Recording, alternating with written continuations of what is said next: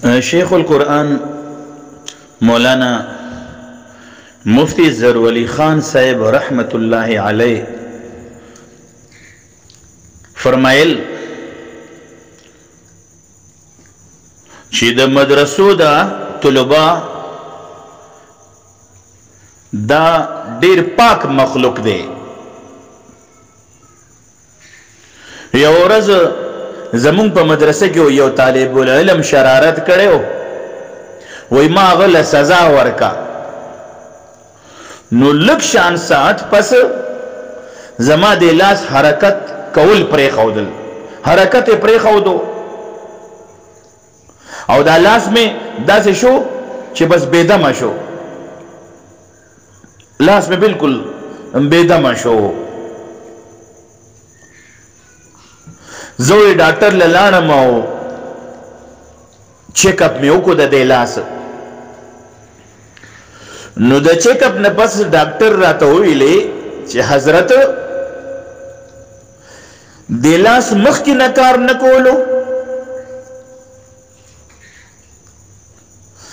که څنګه د دې خو ټول رګونه بالکل اوچ شوي دي، داسې ښکاري لکه چې په دې لاس کې د اول نه څه دم شته نه، دم پکې نه و، اول نه کار نه کولو. مفتی ظہرولی خان صاحب رحمت اللہ علیہ فرمایل چې زه د ډاکټر د کلینیک نه سیده مدرسې ته راغلم او هغه طالب العلم مې راوغوښتو. هغه په یره باندې ما له خواله راغلو چې خدای خبر بیا څه چل شوی دی.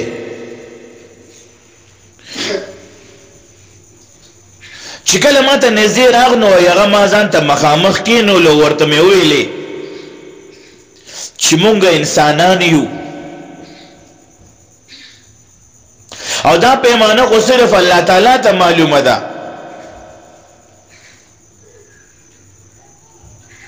چې د کوم شرارت څومره سزا جایزه ده. دا پیمانه خو د سره موږ سره شته دی نه، کېدای شي چې کوم ټایم ته ما وهلې نو ما سنمانه زیاتې شوي وي، ته ما معاف کا او زما دا لاس دم کا. مفتی صاحب رحمت اللہ علیہ فرمایل چې دا طالب العلم په زور زور په جړا شو، جړلې او ویلې چې حضرت داسې مو آیا تاسو خو زمونږ شیخ صاحب یې، یعنی ته خو زمونږ شیخ صاحب یې. خو بیا ما اصرار وکړو، ما ورته وی چې زما د لاس دم کا. نو کله چې دغه شاګرد دغه طالب العلم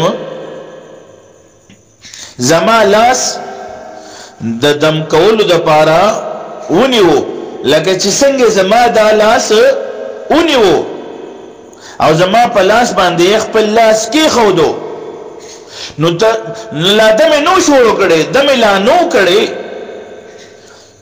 فرمایل چې د تفسیر کلاس کې ناست یم، قرآن مجید مې مخې ته پروت دی او دا خبره وایي زه تاسو ته کومه.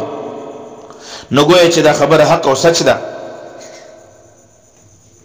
هغه لاس چې د کوم لاس په باره کې ډاکټر ویلي وو چې د دې لاس خو ټول رګونه وچ شوي دي او میډیکل ساینس دا وایي چې شاید چې په دې لاس کې اول نه د سره دم وونه.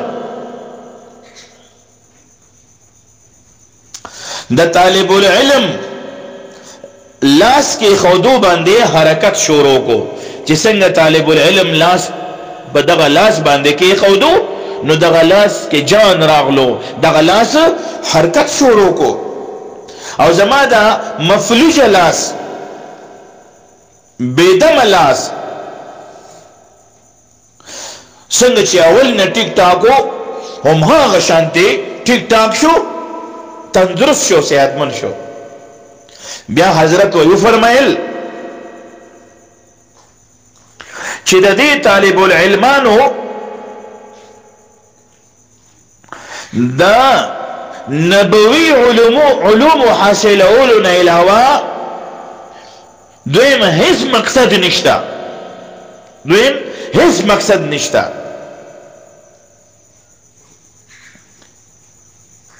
او د دې نه پاک مخلوق په دنیا کې بل ځای نشته. نو زما خوږو عزتمندو، طالب العلم چې کله مدرسې ته راغلو، دا اکابرین دي، دا مشایخ دي، ځکه خو الله جل جلاله ول په دنیا کې دومره لوی مقام او دومره لوی مرتبه ورکړې وي چې په دنیا کې نمونه ځلیدلیو. نو چې کله طالب العلم د مخامخ ناس وي، کدا غریب دی او کدا خان دی، کدا شل دی کدا ګډ دی، خسته دی او که بدرنګ دی، نو دغه طالب العلم ته د پدرانه نظر باندې وکتلی شي چې الله جل جلاله دې راوسته دې الله قبول کړي دي. او د یو مدرس مخه ته ناس دی، نو بکار دادا چې دغه مدرس دغه طالب العلم د زړه نه قدر وکړي چې الله ما ته راوسته دی، او د دې طالب العلم په برکت باندې به الله ما له هم ډیر لوی لوړ مقام راکړي، هم په دنیا هم په آخرت. نو هغه ملګری چې بعضې ټیم کې طلبا مدرسو ته راشي د مختلفو شعبونه، د مختلفو علاقونه، د چا به اخلاق ښه وي، د چا به اخلاق ښه نه وي، څوک به د کوم ماحول نه راوتي، څوک به د کوم ماحول نه راوتي. دا خو یو روحاني مریض دی، دا یو روحاني مریض دی او ما تعالی الله جل جلاله راوستی دی. نو دته به د حقارت په نظر باندې نه ګورو، د ده زړه چې مات نشي د دې علم نه، د سره دومره مینه وشي لکه څنګه اکابرینو کړې ده. د مولانا الیاس رحمت الله علیه باره کې داسې یو واقع راځي چې یو طالب العلم په مسواک باندې وهلی و، په مسواک باندې وهلی و، او بیا چې راغلو نو دا اوداسه په ځای کې د هغه طالب العلم نه فرمایي چې معافیت یې نه غوښتې وه. نو دا طالب العلم ډېر لوی اوچت مقام دی. نو پکار دا دی طلبا چې څومره ځي نو د خپلو مشایخو د خپلو استادانو خو قدر کوي، د خپلو استادانو قدر کوي، هغوی ته سبق ښودلی شوی دی. نو پکار دا دی چې دغه مدرسین حضرات هم دغه طلباو سره مینه وکړي. بعضې استاد دومره غصه شي چې طالب العلم د مدرسې نه وباسي، زه وایي ته وځه. نو لکه څنګه چې اسپتال ته مریض ځي، اسپتال ته مریض ځي او خطرناک مریض وي، کینسر وي، های بلډ پریشر وي، د ګردو مریض وي، نو د اسپتال نه دغه ډاکټر مریض نه شړي، علاج ولکه خپل حد مطابق خپل کوشش به کوي. نو دغه شان د مدرسو ته چې کم خلک راځي، بعضې پکې ډېر د بګړاو طبیعت والا خلک وي، خو الله جل جلاله د قرآن او د حدیث د رڼا په وجه باندې هغوی نه الله پاک ډېر لوی لوی هستۍ ته نه بیا وباسي. نو زما عزتمندو، د طلباو سره مینه، د طلباو سره محبت د الله د رضا دپاره وکړو، د دې زړه مات نشي. او دې کې موږ ته د دم دا سبق هم راکو. دا یاد ساتو چې قرآن عظیم الشان کې شفا شته دی او دم حق دی، لیکن شرط پکې دا دی چې دغه دم د قرآن او د حدیث د حروف سره وشي، او دغه دم د قرآن او د حدیث پر رڼا کې وشي. د الله جل جلاله په دې مخلوقاتو کې، په دې بندګانو کې اوس هم داسې بندگان موجود دي چې کله شونډې وخوځي، چې کله خپلې شونډې وخوځي نو هغه بیماری لری شي چې د هغې د ختمېدو دا ساینسونه جدید ساینسونه هغه بیکاره شوي او هغه ته نه لا علاج شوي. الله جل جلاله دې موږ تاسو ټول ته عمل را نصیب کی. الله دې موږ تاسو په زړونو کې د قرآن مینه پیدا کی، د حدیثو مینه پیدا کی. نبی علیہ الصلوۃ والسلام صحابو ته چرتم نه دی کار شوی، په صحابو باندې چرتم غصه نه دی کړي. د نبی علیہ السلام د اخلاقو د وجنه خلک دړه دړ اسلام ته راغلي او داخل شي مسلمانان شي.